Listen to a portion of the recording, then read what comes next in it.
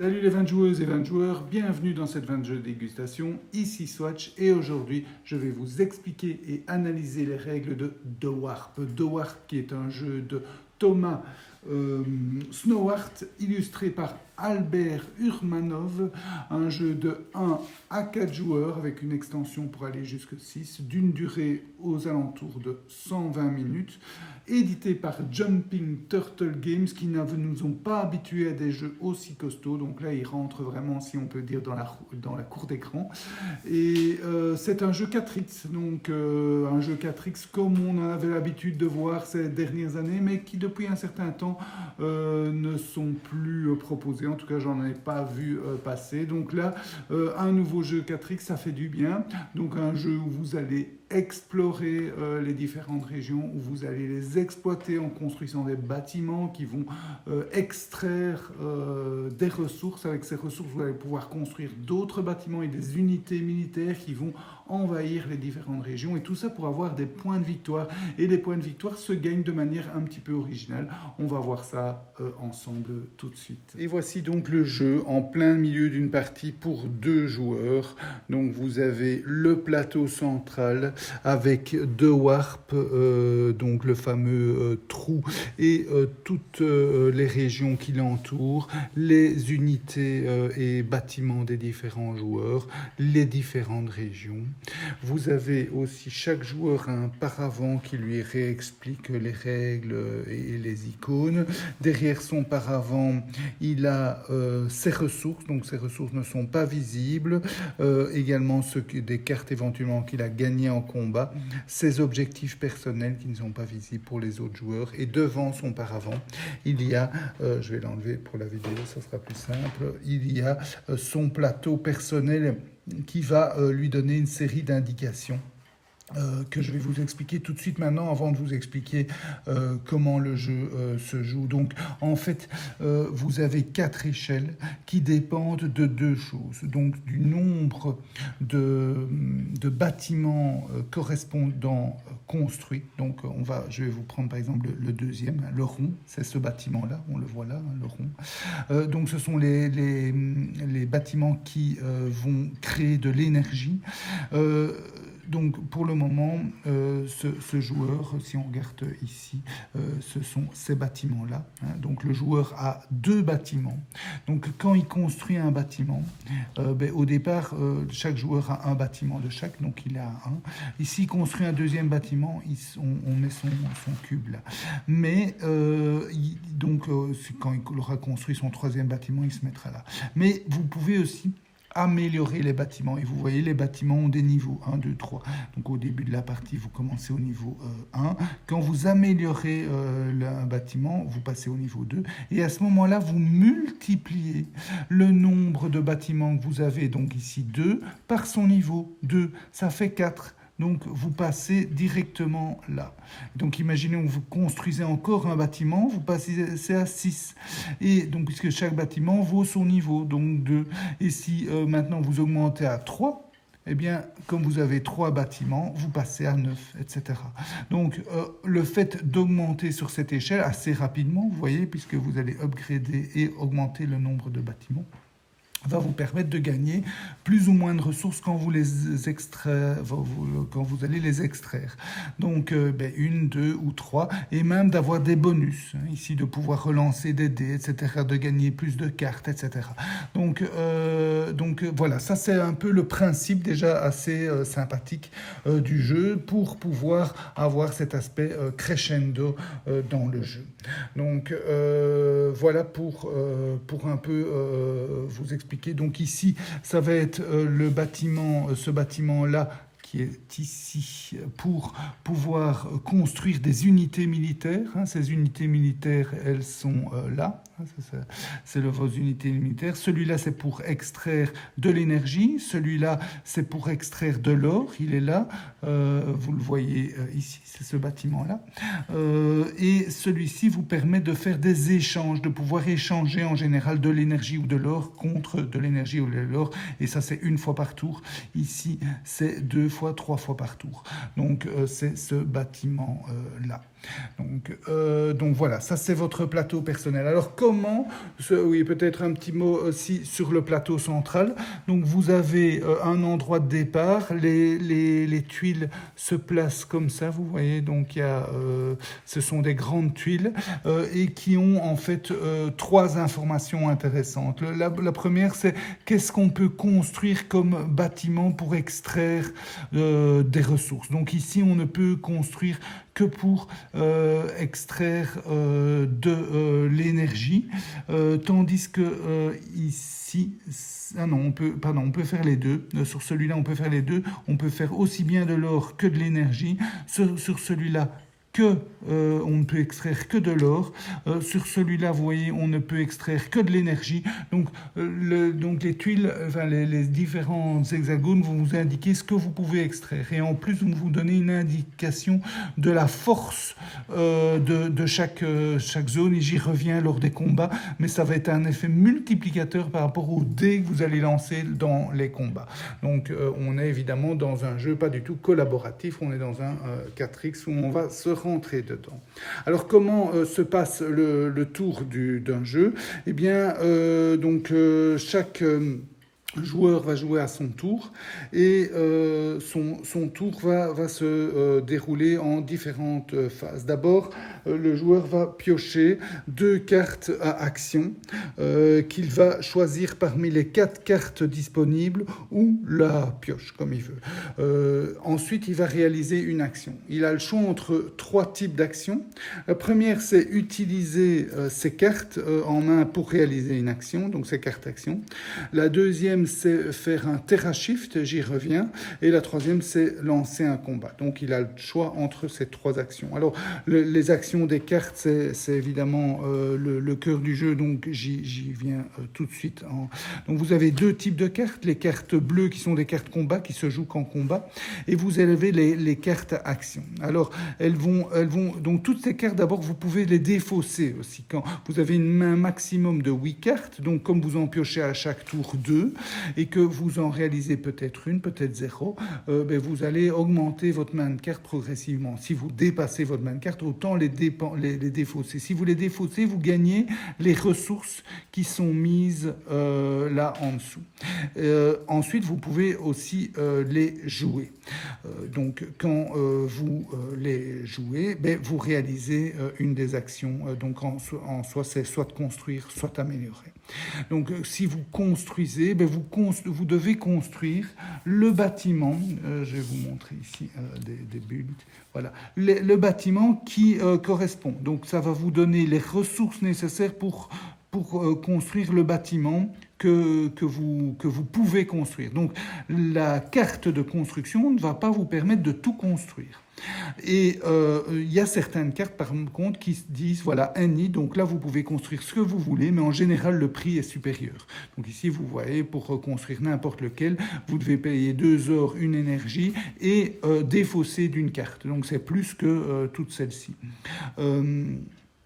Donc voilà, donc vous avez des cartes construction qui permettent de construire des bâtiments spécifiques, d'autres tous les bâtiments, mais le coût est plus cher, des cartes amélioration pour améliorer, donc comme je vous disais, un bâtiment ici, et c'est tout. Hein. Donc, et là aussi, vous devez suivre quel bâtiment vous pouvez éventuellement CNI. Évidemment, le choix de la carte action va dépendre de ce que vous avez en main. Donc vous n'allez pas toujours pouvoir faire tout ce que vous voulez. Si vous voulez construire un type bien précis de bâtiment, il va falloir avoir la carte qui vous l'autorise. Et ces cartes, je vous ai dit, au début du tour, vous allez en recevoir 2. S'il n'y en a aucune qui vous convient ici, vous allez les piocher au hasard. Donc il y a un peu d'hasard, mais en même temps, c'est pas trop gênant parce que ça permet aussi de casser les automatismes. Sinon, vous pourriez avoir des débuts de partie toujours les mêmes. Je vais construire au 2e tour tel bâtiment, au 3e tour tel bâtiment, au 4e tour je vais faire ça. Ici, vous allez devoir un peu optimiser par rapport à ce que vous avez de disponible. J'allais oublier aussi, donc avant cette phase où vous allez réaliser une action, vous allez commencer par déterminer votre revenu. Et ça, c'est pas mal aussi. Vous allez soit recevoir des ressources, soit des unités militaires. Donc si vous décidez de recevoir des ressources, mais vous regardez où se trouvent vos différents cubes, et donc dans ce cas-ci, par exemple, vous allez recevoir 3 énergies et 2 or. Donc ça, c'est si vous choisissez de recevoir des ressources. Vous pouvez aussi choisir de recevoir des unités militaires. Dans ce cas-ci, c'est une seule, mais si votre marqueur est ici, ça sera 2, etc. Et puis 3. Et les unités militaires, à ce moment-là, vous allez les placer. Donc elles sont, voilà, j'ai perdu, voilà, elles sont comme ça, et vous allez les placer sur les terrains où vous avez déjà des unités militaires, en sachant que vous allez jamais, ou dans très rares cas, mais des cas parce que vous avez perdu une bataille ou des choses comme ça, mais vous allez toujours avoir au moins une unité militaire par zone, puisque c'est les unités militaires qui vont déterminer si vous contrôlez la zone ou pas. Donc, et vous allez placer cette unité militaire dans une zone que vous contrôlez assez classiquement. Vous pouvez également les mettre dans votre réserve d'unités militaires. Donc ici, évidemment, c'est le joueur vert, donc c'est les unités militaires vertes.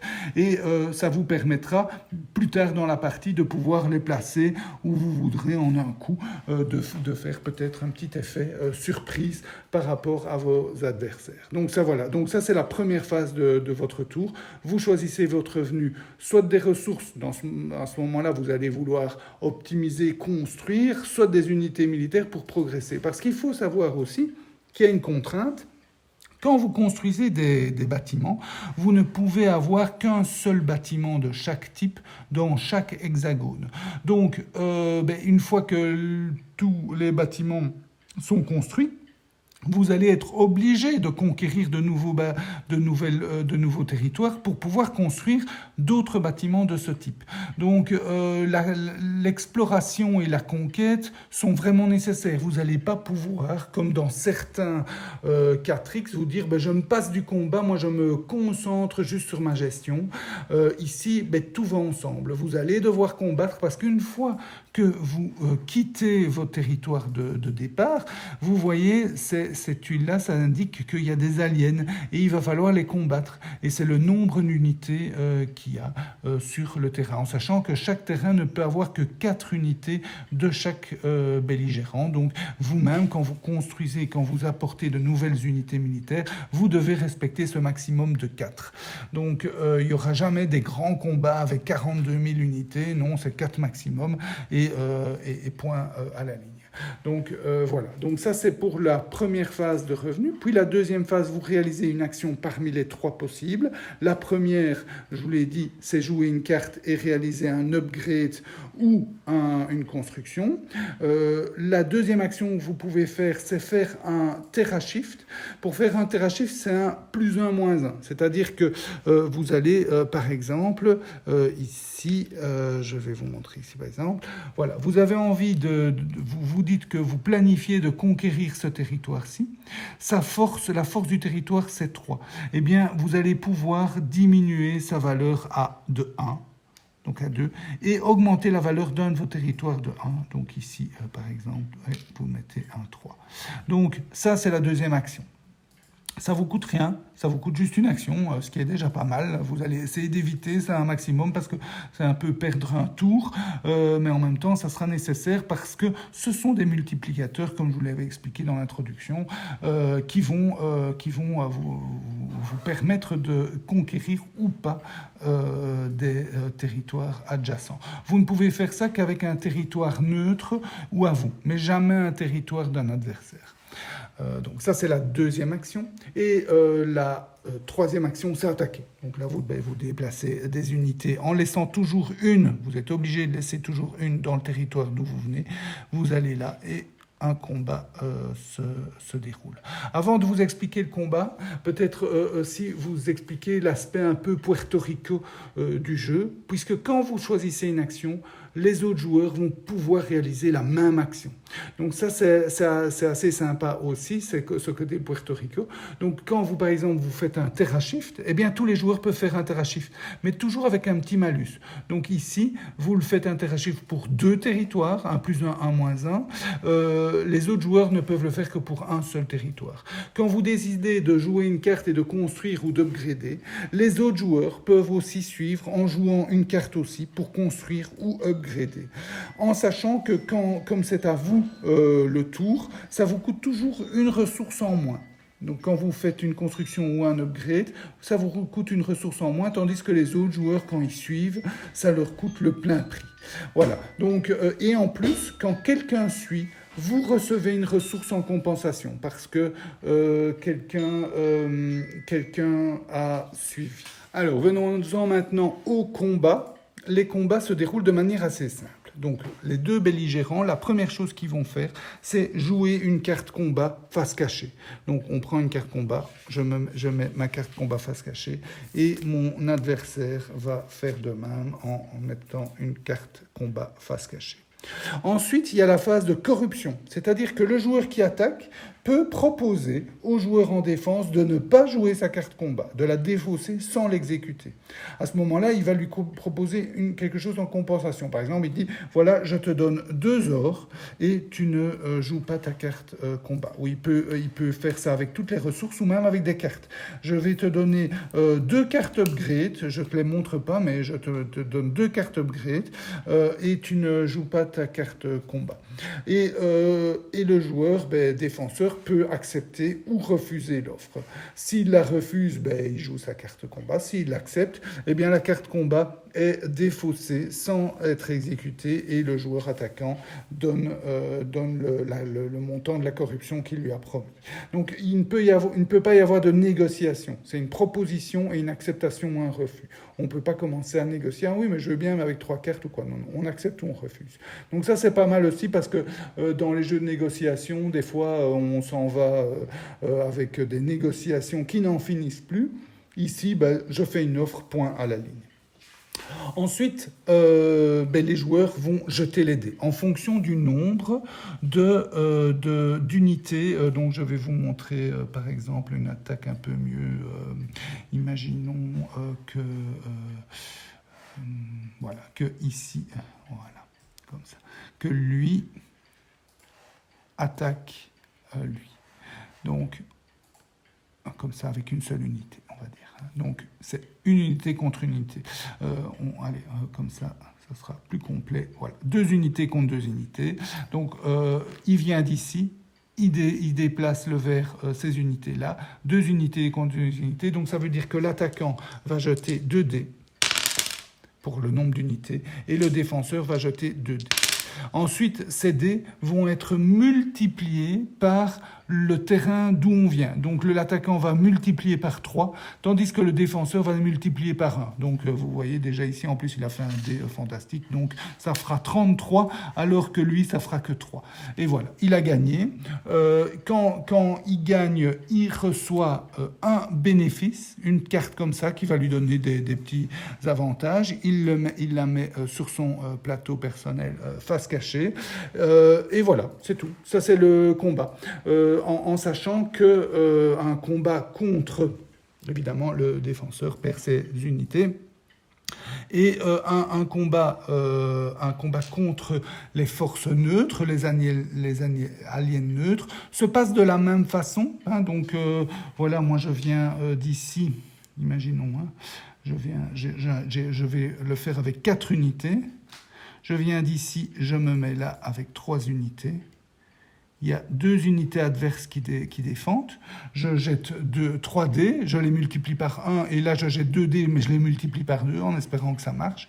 En sachant aussi qu'il y a aussi une phase de corruption. Donc moi je vais jouer une carte une carte de corruption face cachée. Et n'importe quel autre joueur peut également soutenir les aliens en jouant une carte de corruption face cachée. Et là aussi, il y a une phase, une carte de combat, pardon, et une phase de corruption. C'est-à-dire que le joueur attaquant peut proposer au joueur qui décide de soutenir les aliens de le corrompre, de lui proposer des ressources ou des cartes et le joueur qui a proposé de corrompre, enfin d'aider les aliens peut accepter ou refuser. Donc ça c'est pas mal aussi parce que vous allez plus facilement, souvent on se dit bon non, hein, moi je vais garder mes cartes pour moi. Ici on se dit ben oui, ben c'est intéressant. Si je mets une carte et qu'en compensation, ben, l'attaquant va vous donner 2 cartes, ben, je vais gagner des cartes. Hein, donc ça va être intéressant de défendre, en sachant aussi qu'il y a des cartes qui vont vous rapporter des choses si le défenseur perd ou l'attaquant perd. Donc ça peut être subtil aussi le jeu de ces cartes combat. Évidemment, dans le combat, on jette les dés, on fait la multiplication, mais on va aussi dévoiler les cartes combat et les appliquer. C'est-à-dire qu'une fois qu'on a joué une carte combat, on est obligé d'appliquer une des options de la carte combat. Donc ici, vous voyez, vous ajoutez 1 à tous vos jets de dés. Donc un 5 devient un 6, un 3 devient un 4, pardon, en sachant qu'on ne peut pas dépasser 6. Donc 6 c'est le maximum. Ici, vous ajoutez plus 2 à tous vos jets et là même plus 3. Mais évidemment, ça vous coûte de plus en plus de ressources. Vous êtes obligé de choisir une des 3 options. Donc vous devez dépenser les ressources. Ici, par exemple, vous ajoutez un dé, vous lancez un dé supplémentaire et même là, 2 dés supplémentaires. Mais ça ne se fait que sous certaines conditions qui sont indiquées ici. Donc voilà, donc vous jetez les dés, vous multipliez, vous appliquez la carte combat et le résultat vous permet au vainqueur de recevoir un petit bonus de combat comme ceci qui vous rapporte, vous voyez ici, des ressources et que vous mettez sur votre plateau personnel. Donc voilà pour les combats. Donc 3 actions à son tour. Donc d'abord on décide de recevoir des ressources ou recevoir des unités. Ensuite, on réalise une des 3 actions, jouer une de ces cartes pour construire ou améliorer, ou bien faire un combat, ou bien faire un Terra Shift, et donc changer la valeur de 1 des zones, afin de pouvoir plus facilement par après faire le combat. Et puis on termine le tour, et c'est au joueur suivant qui fait la même chose. Ça dure indéfiniment. Pourquoi ? Parce que le but, c'est une course. Le but est d'avoir le premier 9 points de mission. Dès qu'un joueur atteint 9 points de mission, on fait encore un certain nombre de tours en fonction du nombre de joueurs, et puis le jeu s'arrête. Donc s'il y a une course à ces missions sont des objectifs. Les joueurs ont des cartes objectifs privés hein, que les autres ne voient pas, comme ici, donc qui rapportent 1 point ou 2 points. Ici, c'est de pouvoir faire un échange de 2 ressources.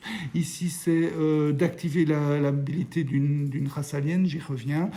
Et là, c'est de pouvoir construire en ayant construit 3 unités d'extraction d'énergie. Vous avez donc, chaque joueur a 3 cartes privées d'objectifs.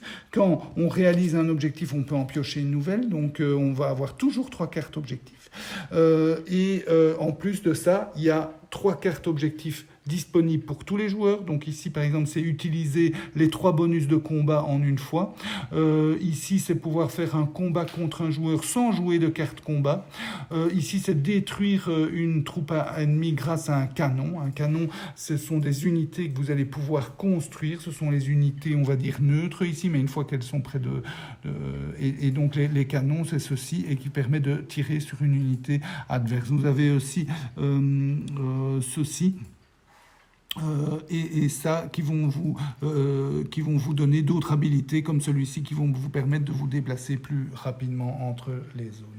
Alors donc ça ce sont les objectifs communs et vous avez aussi toujours dans toutes les parties les mêmes 6 objectifs communs qui sont de monter sur toutes les échelles, hein, donc vos échelles ici, hein, de monter au maximum à 12 sur chacune des échelles. Ça vous permet de gagner 3 points de victoire et aussi de contrôler 8 zones ou 5 zones pour gagner aussi ces points de victoire là, de mission.